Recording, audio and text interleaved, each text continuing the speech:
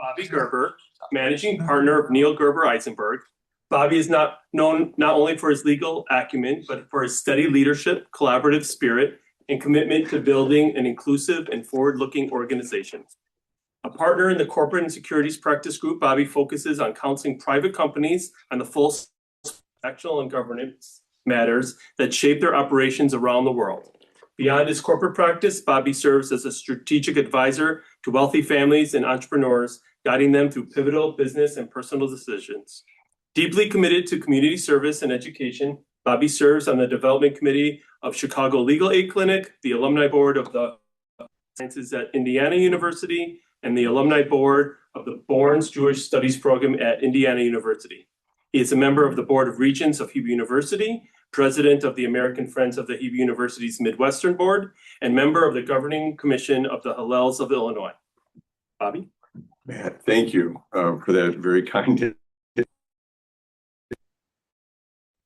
introducing Professor Joel Mokyr, who is an American and Israeli economic historian and the Robert H. Stroh's Professor of Arts and Sciences at Northwestern University, and also a senior adjunct professor at the, well, I guess I'll say Tel Aviv University.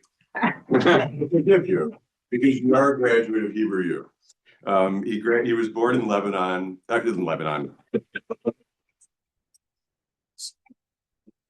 would have just said that. You know, what's on my mind. Freudian. It is because what's on, because what's on my mind, obviously, is what's happening in the Middle East. You know, we probably should acknowledge and take a moment. But I think you didn't say Saudi Arabia. Oh, thank God. But we should take a moment and actually just a moment of silence, maybe, and think about the safety of all of the people in the Middle East and the safety of our troops, American troops, and the Israeli troops who are fighting the war right now. So now I'll get back to introducing you. You're not from Lebanon, you're from the Netherlands. And we're born to a family of Dutch Jewish Holocaust survivors. They immigrated to Israel. You did when you were a young child and grew up in Haifa.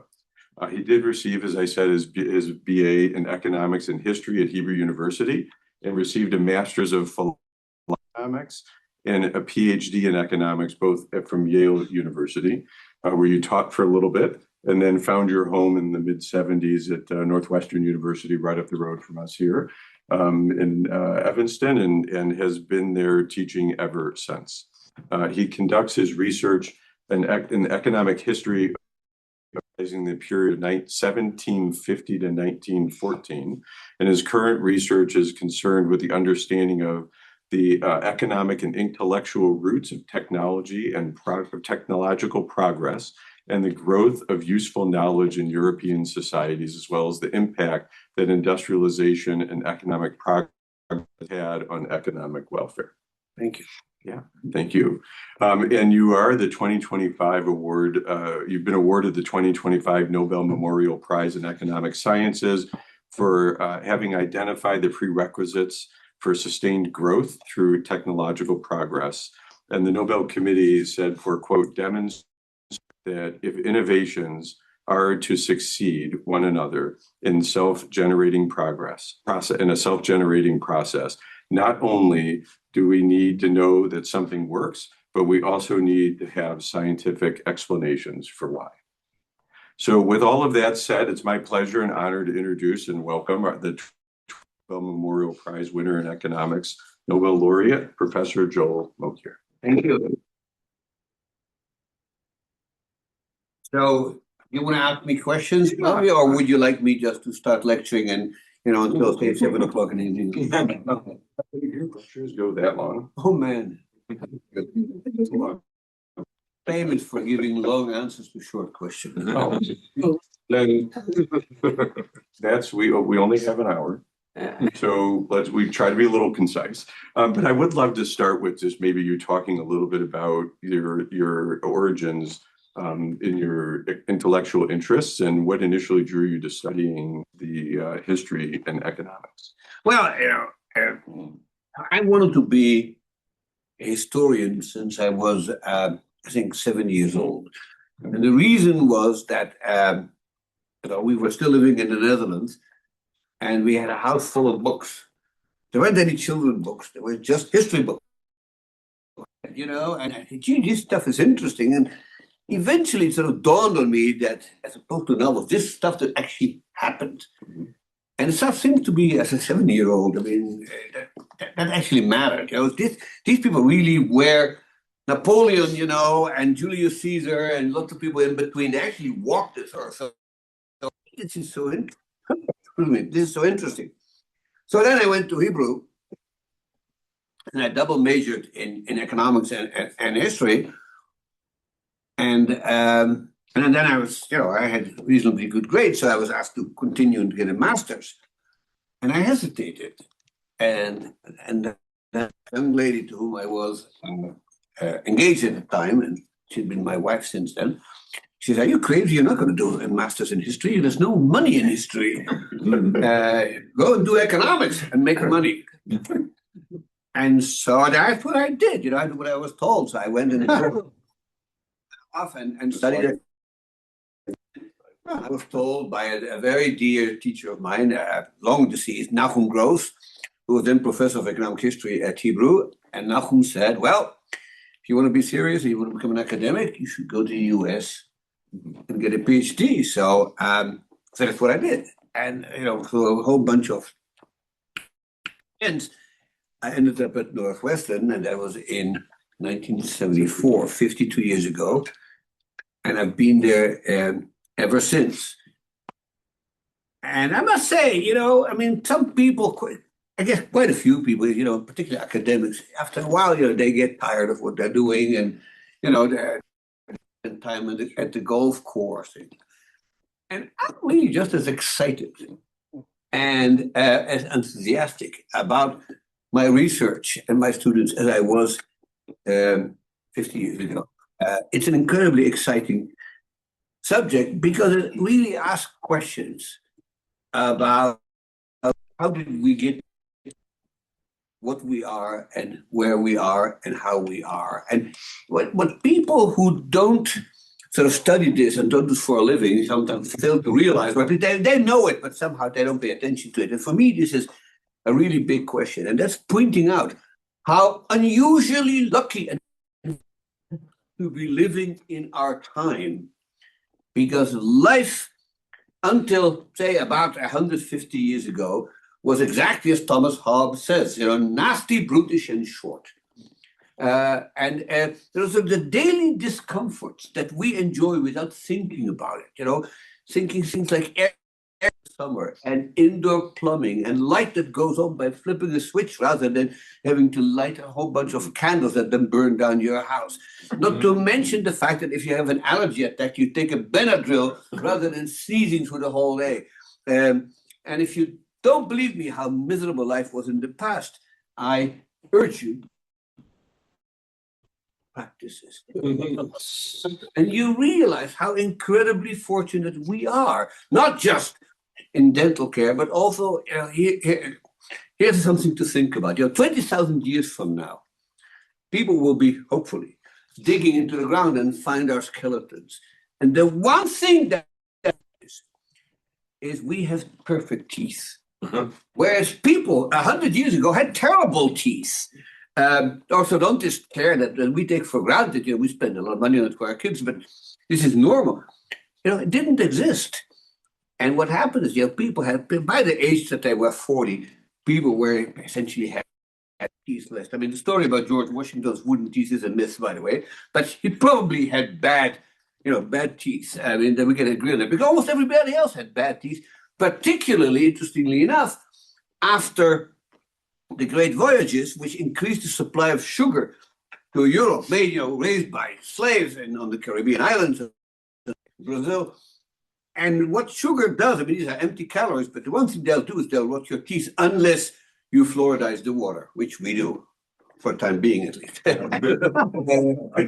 But those things, I mean, how, having a toothache, in 1750 was a terrible thing. You went to and there's a wonderful painting by a Dutch painter called Jan Steen, which is called Dentals. And you can see a guy sort of lying on a chair, and there's this dental with this pair of pliers, that a carpenter wouldn't use. And all the neighbors are standing there, they're going, ha, ha, ha, I'm so glad it's not me, and the guy looking there, and he's looking, he's wits, but it was dental care at that time. Think about, here's one more thing, which is not that funny. Think about surgery. Surgery before 1850 was carried out without anesthesia. Go around and ask people today, how much would you need to be paid to have your appendix taken out without anesthesia? The question is unanswerable. But that is what life was like. And then the question is, how did this happen? And why did this happen? And who brought this about? And here's one more thing that maybe just sort of drives this home, how much better we are off than people lived in the past. We are taller than people were even 100 years ago, 150 years ago. The data go back all the way to 17th century because soldiers were measured. And the average European today is about somewhere between 6 feet and 6'1". In 1800, the average European was. Now that's 6 inches. That's huge, ladies and gentlemen. That's huge. That's like 5 standard deviations. I mean, it's just off the charts bigger. How come we're taller? Well, the answer, we know what the answer is because, biological scientists tell us. Height is determined by gene, but that's going to affect each individual, but not the population at large. Right? The genetic composition of population hasn't changed all that much. So how come we're taller? The answer is because people in the past were stunted. And they were stunted for all the reasons that we know. Not enough food, the wrong kind of food, a lot of diseases, which then cause bad absorption of food and so on and so forth. So the average person was about 6 inches shorter than he or she's full potential, simply because of the sort of material insults to that person's body while growing up. We got rid of that, people are today growing taller, not just here, not just in Europe, but in Japan. People are growing taller because they eat better, and because when they get sick, but then they're sick for 2 days rather than 8 weeks, as it was in the past. That's the kind of thing that determines the material quality of our lives. That has changed dramatically, more between, say, 1800 and today than from the beginning of mankind, whatever that was, until 1800. I mean, people at the time of Napoleon really weren't much better off than people were at the time of Julius Caesar. But people today are enormously much better off than as people at the time of Napoleon. That's worth pointing out because people don't realize it. The best time in history to be born, because it's only going to get, my view is, it's only going to get better. It's not going to get worse. And we're not going to forget what we know, but there's a lot of things still in our future. But the question is, how did this happen? And so that's what I basically wrote. I'm spinning with how you count 4 or 5 books about, trying to explain what happened, why it happened, and why it happened, when it happened, and where it happened. Because it didn't happen in China, it didn't happen in India, it didn't happen in Africa, didn't happen in the Muslim Islamic world, it happened in Western Europe. Some people may call me Eurocentric. That's this term that some scholars like, Eurocentric. I'm not sure what that means, except admitting the fact that certain things started in Europe, just as certain things started in China and certain things started in India. We know what they are and where they came from. I don't think that it's Eurocentric. It's acknowledging the fact that certain conditions were taking place in Europe, essentially between the time of Columbus and, say, the time of Napoleon or something like that, that prepared the ground for this incredible event which we call modern economic growth. And it's modern economic growth that allows us to live the way we live. It allows us to live about the average life expectancy. The life expectancy today in the West is slightly more than double than it had been, say, at the time that Karl Marx wrote his books. At that time, it was somewhere in the upper 30s, lower 40s. And today in Europe, I think the Elbe River is over 80, more for women than for men, but both of them are over 80. In the United States, I think we're scratching the 80 from below. We lost about, I think, 8 months during COVID. We're getting it back, but it's still double of what it was in the past. And that's an incredible achievement. An even bigger achievement, and this is the sort of example I always give to my somewhat skeptical history colleagues. And I think this is one of the great achievements of the modern age. Infant mortality.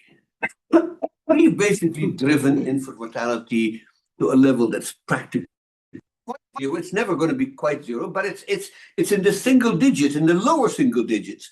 Now, mind you, in Germany in 1880, which is the data pretty good, it's about somewhere between 190 and 240, depending on where you look. So that means that every mother buried of her children on average before it reached age 1, and before age 5, it's somewhere around maybe 300, 350 out of 1,000.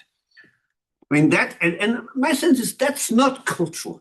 That's hardwired in us. The pain that a mother feels when she buries a child, hardwired in us, because in fact, other mammals can be seen to be sad when they lose a cub or a kitten.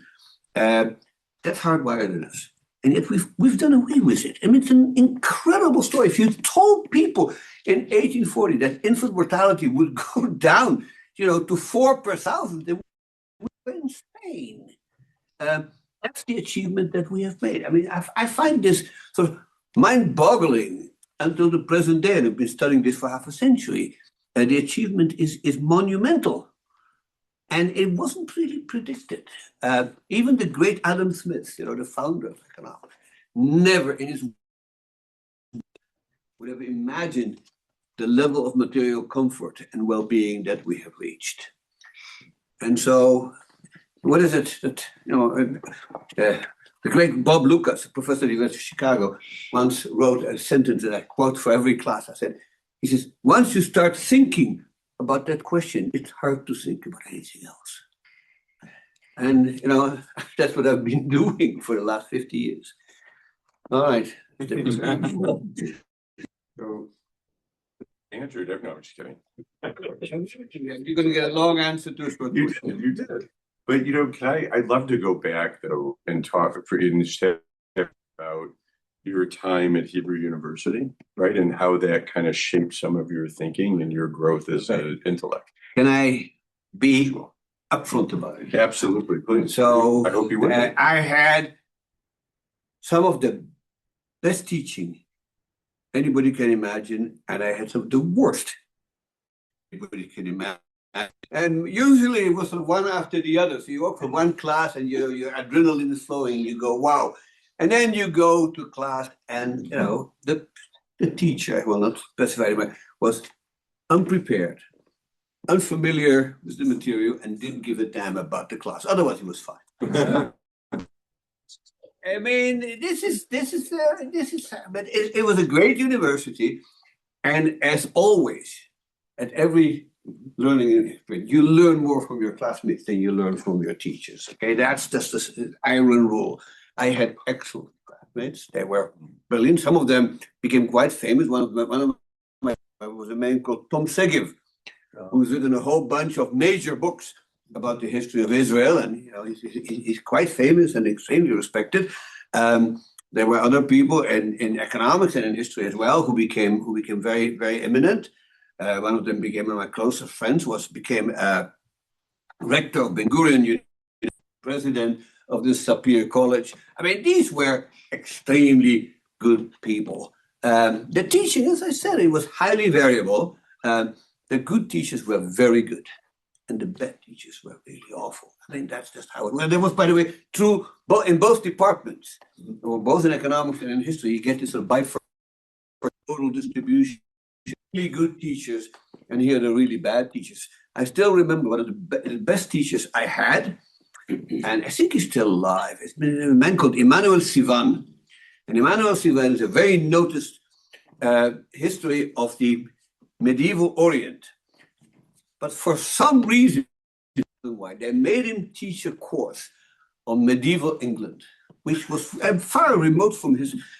And I went to this was my first year, my first quarter, and I walked into that class and I saw this man so brilliant, so smart, so polished.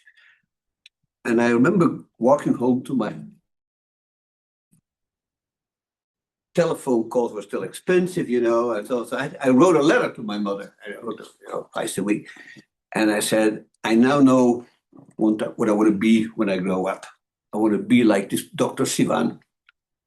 And I told him this story years later after we met, and he thought it was quite entertaining. But I think that was the kind of person that would inspire you. And so, yes, we had people like that at Hebrew University, and they made me what I am. I love it. So when I'd love for you to talk a little more about your research, because I find it's fantastic right at the beginning. But it's interesting when you think about now in today's society with technological advancement and things like AI, how do you see that impacting?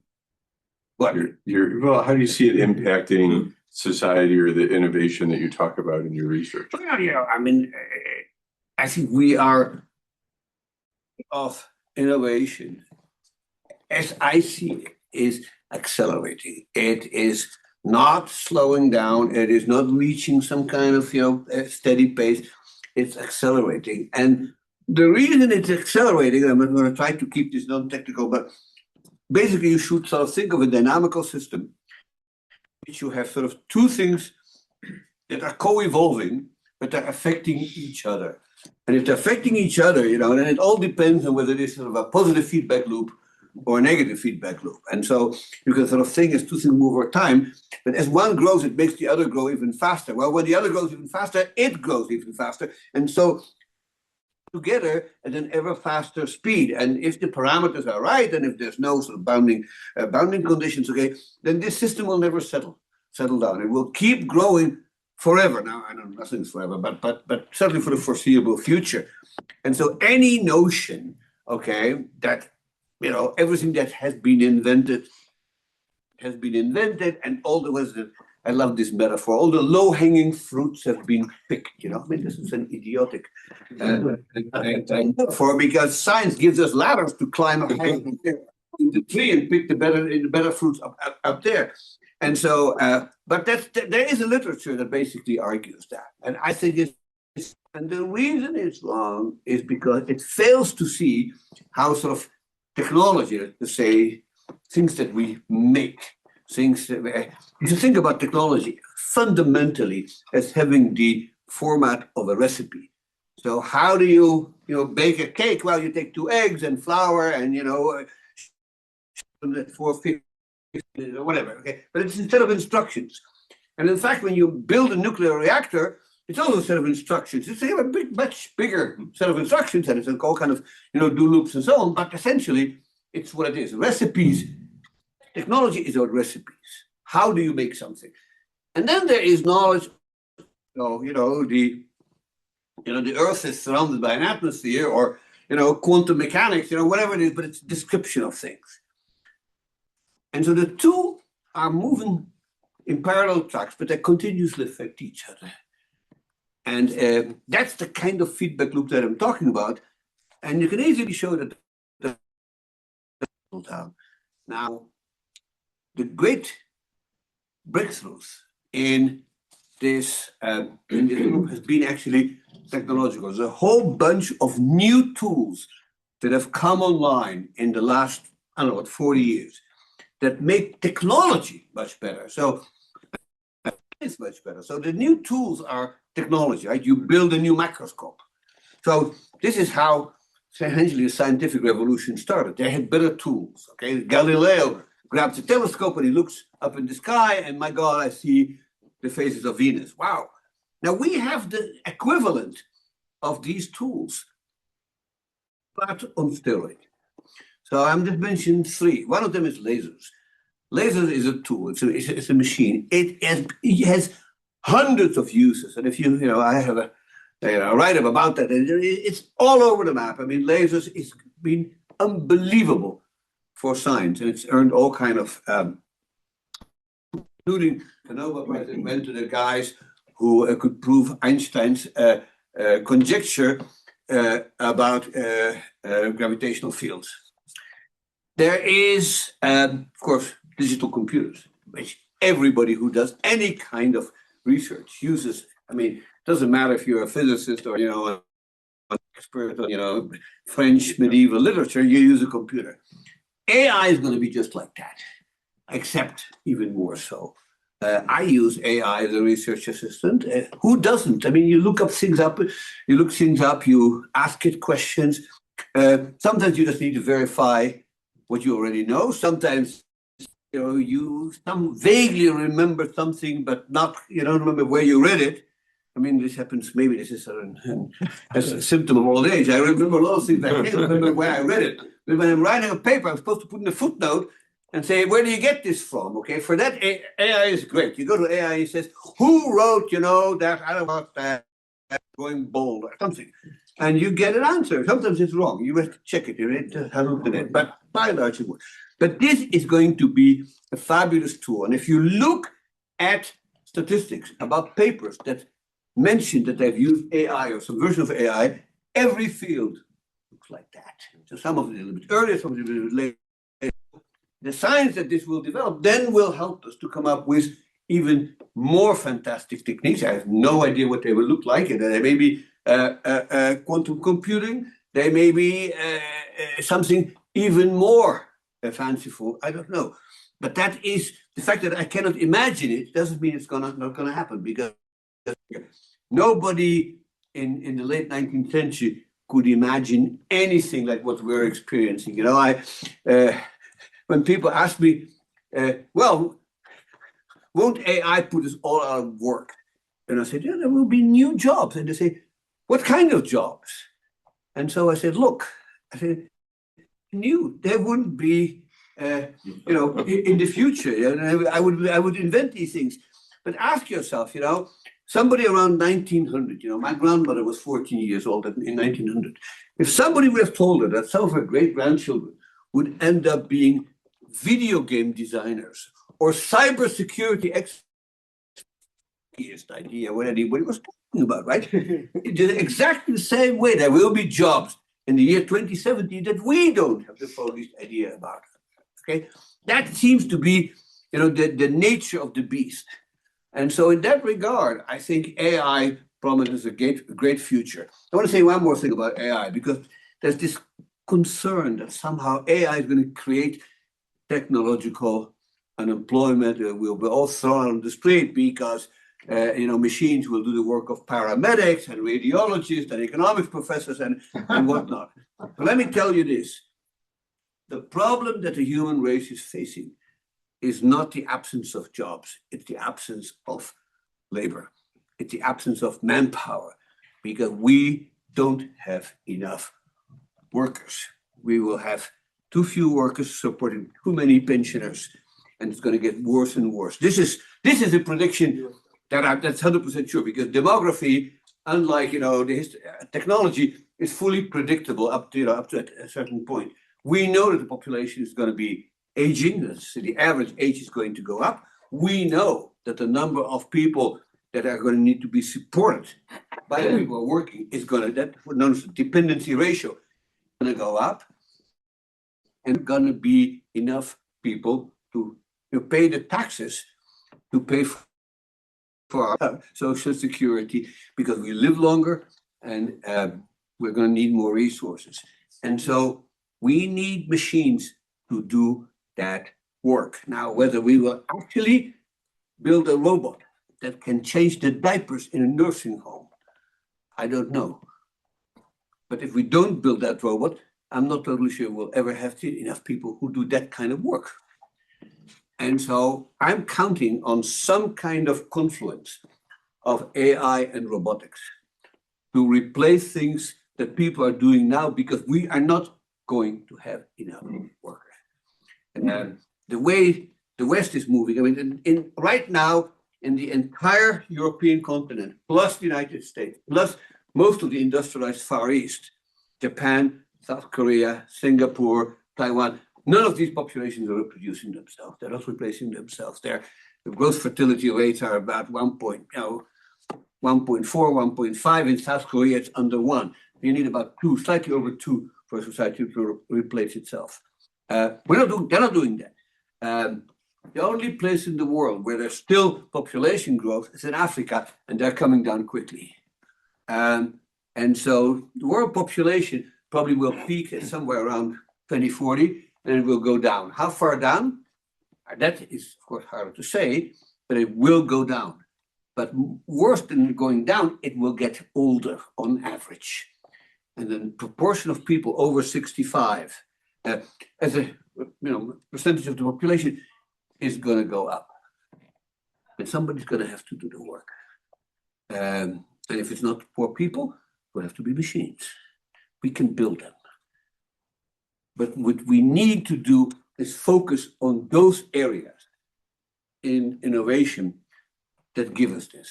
Because if we're going to spend it on things that are useless, then one day we will be in a situation that is unsustainable.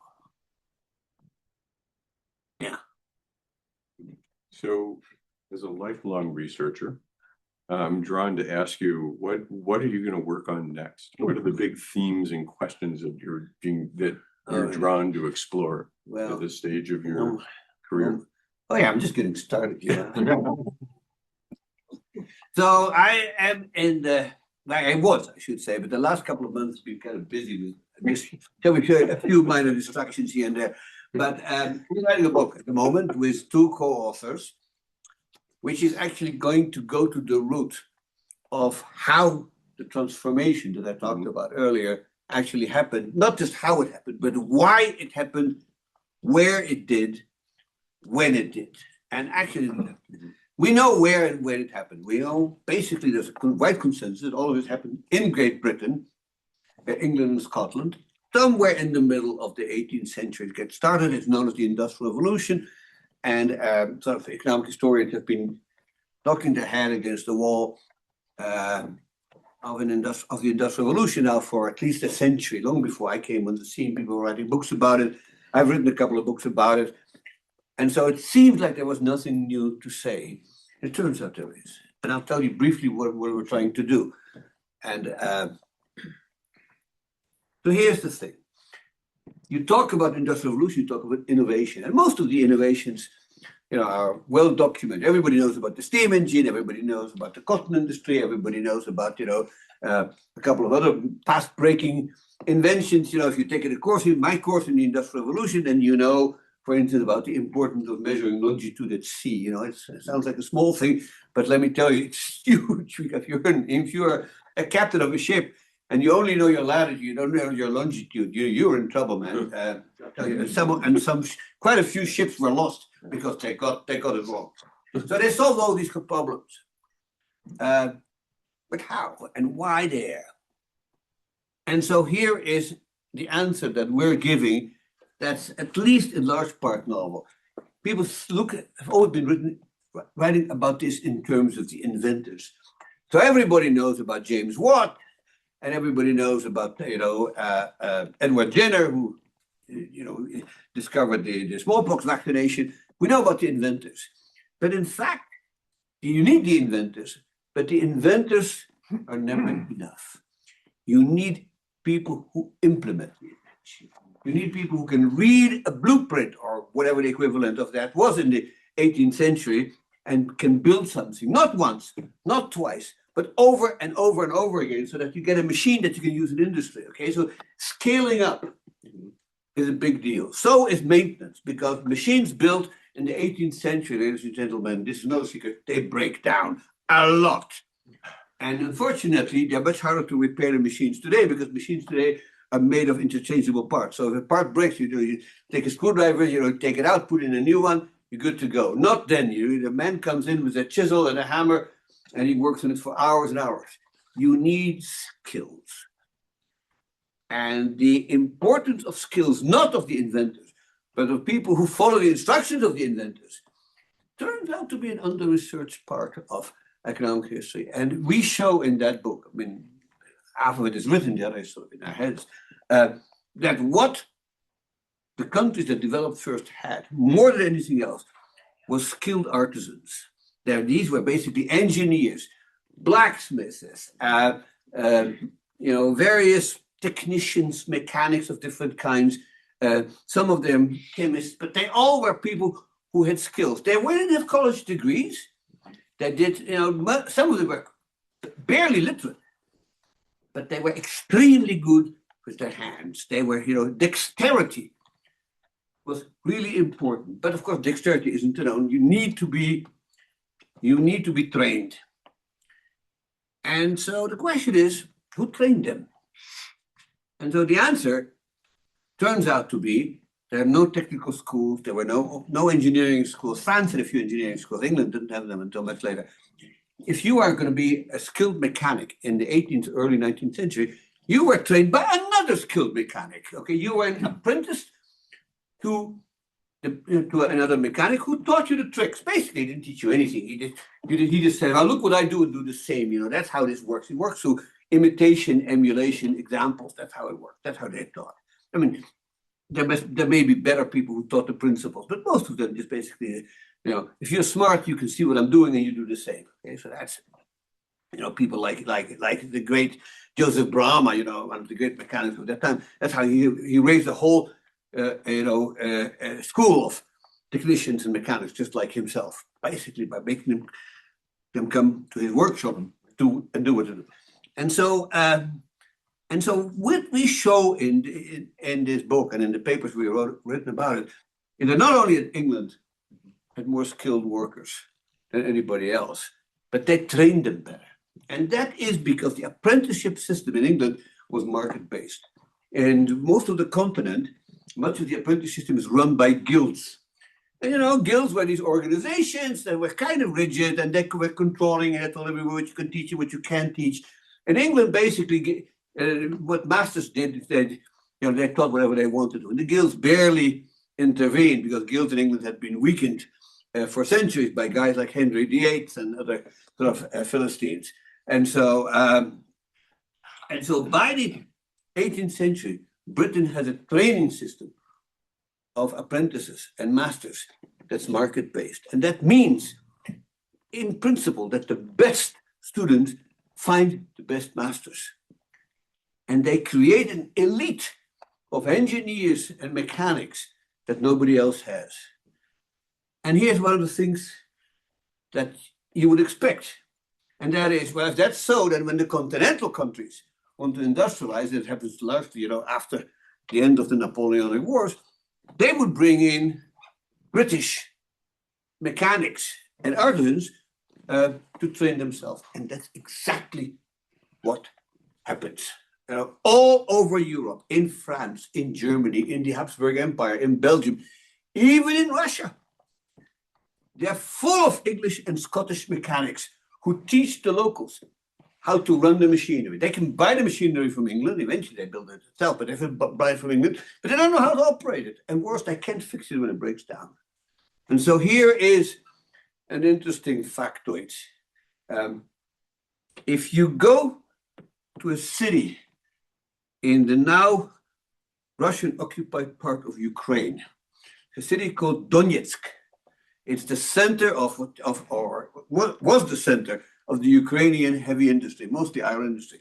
In the middle of the city, there's a statue for a man called John Hughes, a Welshman who was invited by the Russian Tsar, this is Alexander II, I think, to come and set up an iron industry in this little village in Donetsk. And they paid him a lot of money, and he brought, I think, a couple of hundred workers with him, and essentially that's how it started. They named the city Yuzovska after Hughes. Now, of course, eventually the city was renamed and became known as Stalino. I don't know after whom that might be possible, but it was Stalino until the 1956 with the de-Stalinization. And now it's called Donetsk again. It's still there. So if you go to Donetsk, I recommend against it, by the way, because right now. But if you end up going there, you can see his statue is still there. And it stands as a testimonial to the fact that these English engineers were all over Europe, teaching Europeans not to invent things, but how to use inventions that they had made. But originally, that is what gave England its advantage. And it really tells you something more about what we call human capital. So we think of human capital as education, and today we measure it by how many years have you been in school. Basically, that's how it is. So your human capital, you have elementary school, high school, college, PhD, and so on. But in fact, in those days, human capital wasn't acquired through school. It was acquired by personal contact, by being apprenticed to a master. And it's a very different system, but damn it, it worked. And it gave us what we have. Because now, eventually, this system is replaced by more formal education, because it turns out as technology becomes increasingly sophisticated, you need to know more math, and you need to know more physics or chemistry or biology or whatever it is you're doing. And so eventually we get schools like the Technion, if I may mention that name. Won't hold it against you. But I grew up a mile away from it, so but yes. So but school, you need schools like that. And but that was not until the second half of the 19th century. The 100 years before, a lot of this is based on apprenticeship. And today, it turns out that if you want certain occupations, apprenticeship is a system that works quite well. And I don't know of a lot of universities that teach plumbing 101, but God knows I want somebody who knows plumbing when my toilet clogs up. Yeah, it's true. So I want to, before we move to the Q&A part of the program, I want to ask you one final question. I'd like you to think back about your time at Hebrew University and tell us maybe something about what stands out most vividly to you from your time when you were a student. So here is a true story. The other one, the economics department. The other one. I'm kidding. The economics department at Hebrew University, when I was there, in the quality of teaching aside, was one of the best departments in the world. And it hadn't been that when the state was started. It was sort of a second-rate department with a bunch of European economists, who got their economics from Karl Marx or something like that. And then came to Israel a young American economist called Don Patinkin. And the name may resonate among some of you. So Don came and he said, I am going to study. He was a University of Chicago PhD, and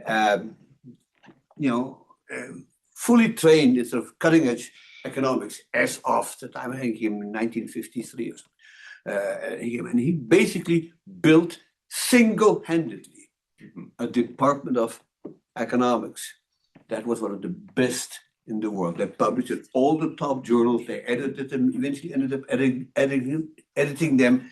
It was an amazing story. And I was there at its peak, I must say. In the late 60s, this department was a brilliant place in which you really could learn. If you worked at it, you could learn the best economics of the world, even if the teachers sometimes, were less than, shall we say, user-friendly. But Patinkin himself, by the way, I took his course, and he was an amazing guy. He was just an astonishing, an inspiring teacher, a great economist, and next to him were guys. I mean, some of these names are famous, like Michael Bruno, who is, of course, became eventually governor of the Bank of Israel and ended the great inflation of the early 1980s. And Eitan Shishinsky, who I mentioned him to you, the whole, and maybe last but not least, a man called Yoram Ben Porat, who eventually became president of the Hebrew University of Jerusalem. He was rector and then president, and got killed in this terrible accident. So Yoram taught me labor economics. But there was nothing like it. And I must say, I went from Hebrew to Yale. And I must say, I actually think that at that time, at least at that time, the economics department at Hebrew was better than it was at Yale. It was smaller, and the number of really distinguished economists maybe not quite as large, but on per capita basis, it was second to none. Now it's hard to keep that up because people get eventually grow old and they get replaced, and it's hard to replace people with professors who were at that quality. It's still a great department, but I think I was lucky to be there at its very peak. And you sort of sit there and you go, my God, these people are smart. You go to a seminar, you realize how sharp they were, how quick on their feet, how well they knew the literature, how well their economic intuition was. And it was just astonishing. Now, I must say, I came there a few years into being an assistant professor, and I gave a talk at Hebrew University, and all these smart people were sitting there, and I must say they gave me a hell of a hard time. But that's the experience. You know that in advance. You go give a talk, man. You prepare. You think about every possible question that they could ask. You get an answer ready, and then they're still asking something you weren't thinking about because they're smarter than you were. So it was a great department, and I was really fortunate to be an undergraduate there. So that stood out to me, and I will carry that and be grateful for that for the rest of my life because they made me what I am. Incredible. Thank you. All right, now. Any more questions? Yes, yeah. Here and online. So again, as we wrap up our fireside chat, I want to thank our speakers, Bobby and Joel. I also want to extend my sincere thanks to NGE. Turn your camera. Oh, I can't. It says it's disabled by the host. Oh. Yeah. Hopefully Lori hears you then. Technology. There you go. So as we wrap up our fireside chat, I want to thank our speakers, Bobby and Joel. I also want to extend my sincere thanks to NGE for graciously hosting us and creating such a welcoming space. We really, truly appreciate the partnership. So now I definitely want to hear from people in the room. We have people online who have asked a lot of questions. I will say that I will not get to all of them because there's a lot of them, so I apologize for that in advance. So let's start in the room. If you can raise your hands, the ceiling mics will pick up your voice, and we can go from there. So right here. Thanks. Hi, my name's Steve Rubinell. I have a question for you. You talked about innovation accelerating and dynamical systems feeding off each other. Yes. And in terms of AI's impact on the world, especially the labor force, the Industrial Revolution, as you know, took 80 years. And this revolution could happen in a much more compressed time frame and affect a lot of people, a lot more people. And the mantra of, well, just upskill, reskill, and adapt. Do you have any concerns of, in the long run, everything will reach a new equilibrium, but in the short run, it could be much more disruptive, depending on which scenario you subscribe to, much more disruptive than maybe society is prepared for? No, I mean, you're raising an incredibly important question, and it's something that I have addressed, I must say, unsatisfactorily, but and nobody else addressed it all. But what you're saying is absolutely right, because like the key to thinking about is like in the theory of evolution. So evolution basically says if the environment changes, the species living there will and can adapt, provided environmental change isn't too fast, because adaptation takes time. And and if it's very fast, like the Earth gets hit by an asteroid, 65 million years ago, it all happens in a matter of seconds. You can't adapt it if you matter of seconds. So 90% of all living species go extinct, and it was a total catastrophe. And I think about that when I look at AI sometimes and saying, well, this is faster than we can adapt. And that's a great concern. And what that really means is in many ways, many bets are off. I mean, I tend to be optimistic about the final outcome, the long-term equilibrium path, but I'm worried about what we call the transitional dynamics, okay? That what's going to happen in between. And so you're absolutely right. During the Industrial Revolution, it was a drawn-out process by modern standards, But still, there was a whole generation of workers, particularly people in the textile industry, who got kicked out of their jobs in basically in the 1820s and 1830s, and had a hard time adjusting. And in fact, many of them did not adjust, and it's only their children who found jobs. So these were the children of weavers and knitters And they eventually found jobs in the railroads, but it took a while until the railroads, efficient railroads were being built. So that kind of speed really matters a lot. And the fact that technological change is accelerating means that it may be more painful to adjust. On the other hand, I have to say, we may need the kind of speed of technological change because the existential challenges that the human race is facing are such that there may not be enough time. There may be a tipping point at which things like climate change become irreversible, and that the damage grows exponentially, maybe faster than we think. So if you look at and I follow the sort of statistics on climate change out of some kind of form of masochism, I suppose. And every time you look, it's worse than last time. The speed of temperature rises sort of looks like this, and it's been going like that, and it's double what people expected. But now it also looks like the economists blew it when they tried to estimate the economic cost of climate change. And there's recent work that says that the previous estimate, which sort of put it somewhere between 2 and 4% of world GDP, were way off, and that it may be multiple times that. And so there may not be enough time to adapt to that too. So, we will live in interesting times, I'm afraid. But the speed at which technological change is happening is a concern. But I'm going to give you one example of something that gives me a little bit of hope. And let's think about the introduction of computing into office work, which we all experience. So when I came to Northwestern in 1974, everybody gets a, quote, secretary. Almost all of them were ladies, I must say. And their main job was to type. They typed. And so the division of labor was that, we wrote the papers, these secretaries typed them, and we talked to students.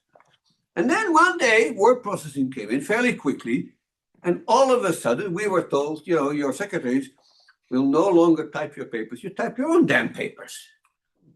And within a year or two, I noticed different things. I type my papers, and my woman, who's my secretary, now talks to the student. And something? Everybody was better off, including the students. And so that was an adaptation that happened fairly quickly, and it was the result of a rather, I would say, discrete technological shock, because the transition from IBM Selectrics, if you remember them, from IBM Selectric to word processor was in fact fairly sudden. All of a sudden, you're in front of a screen, and this is how you put the margin, this is where you put the footnotes, this is font size, blah. You're on your own now, and so we were, and the adaptation went fairly well. And now, really, the idea that I would ask anybody else to type a letter for me is just laughable. And we have a staff in the economics department and in the history department of very competent secretaries, and they do fantastic work. They organize conferences, and they run our undergraduate program, and they run our graduate program, and they run my budget, and they do all kind of wonderful work that I had to do myself, and everybody's better off. So certain adjustments can take in certain margins fairly quickly. But I must tell you, I am concerned about a 60-year-old truck driver who's told he's going to be replaced by a self-driving truck, and he's told, yeah, but you can become a dental hygienist if you go to school. That ain't going to happen. That kind of adjustment is hard. You can do it maybe with a 25-year-old truck driver, but not with a 60-year-old. And so that's the kind of transitional costs that we have to pay, and it's going to go faster, and it may cause a great deal of disruption. Now, I should also say that the mechanism that particularly the West has had to cushion those shocks is the social safety net, or what we call the welfare state. And in that regard, Europeans have done a lot better than we have. I mean, I was done teaching a week about the European welfare state, and it's really striking how much more successful it has been in Europe. Here's one sort of factoid. I mean, some of you will have read this book by Angus Deaton and Anne Case called Deaths of Despair. And it's basically about that. So what they showed is that there is a very high proportion of people dying of alcoholism, drug overdoses, and suicides among non-college males who have been in some ways displaced either by technological change or by importation of goods from low-wage countries. Among them, the rate of deaths by what they call deaths of despair is far higher. It's primarily males, primarily people in small towns that have been suffered a major economic shock due to and which has caused unemployment. The number of the deaths of despair in Europe are way lower than they here in every European country, simply because the welfare state there is much better at absorbing these shocks than they are here. And so one way in which we cope with these things is widening the social safety net, making it deeper, making it longer to absorb the people who are being whose lives are being disrupted by new technology. Doesn't look like the United States is moving into that direction, shall we say, to put it mildly. That concerns me, but that's a political issue. That is no longer an technological issue. So at this point, I'm going to have to move to closing remarks, and in the room can continue to talk with the professor.